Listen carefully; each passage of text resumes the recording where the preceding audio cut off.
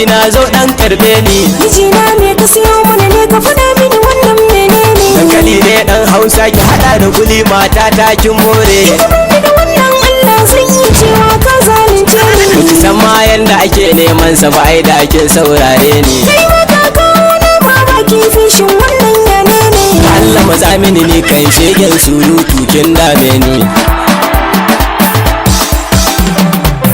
Mai gangamo na juri zama da kai mijina. Uwar gida na ce miki tattali nake yi.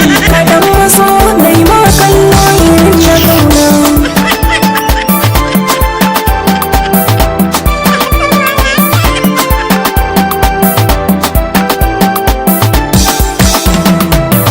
Da farko ne kin nuna kamar kina guje min, a ƙarshe sai kika nuna kina shirin yaba min. Da uwar gida na san mana bara ta wuce min, da salon kikar kuɗi ne a jihar arewa.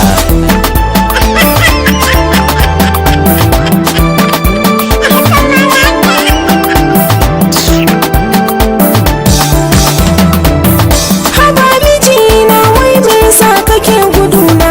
Idan na zo da bukata kai ne gwamnati na. Amma fakin san gwamnati sai wata take ban, ke kuma kullum sai kin tambayan Zuwaira. Mai gangamo na juri zama da kai mijina. Uwar gida na ce miki tattali nake yi.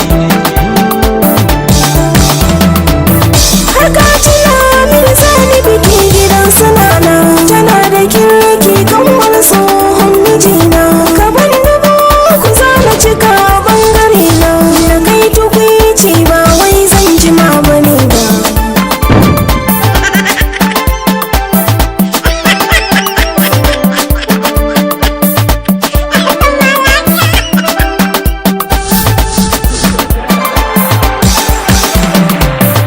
Batun dubu uku kan ba samuwa suke ba, akwai 100 ɗaya ɗau 70 na ɗau 30. Kar ma ki dawo wuri kyau ki riski isha, irin na ranar yau ba ce bane nake ba. Mai gangamo na juri zama da kai mijina. Uwar gida na ce miki tattali nake yi. Uwar gidan matan Ali ta yi sallama. Ta ce na san mata shinkafa ta lalama. Na bata mudu 12 kaga bai rage ba.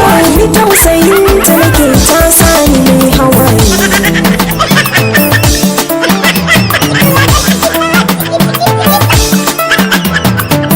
Ina lura matar nan wata rana kya kashe ni, kamar na ma kore ki amma ba zan iya ba. Amma fake da sirayi sukan ba kwaɗe ba, sai dai ki kwashi tuwon gero miyar kuɓewa. Mai gangamo na juri zama da kai mijina. Uwar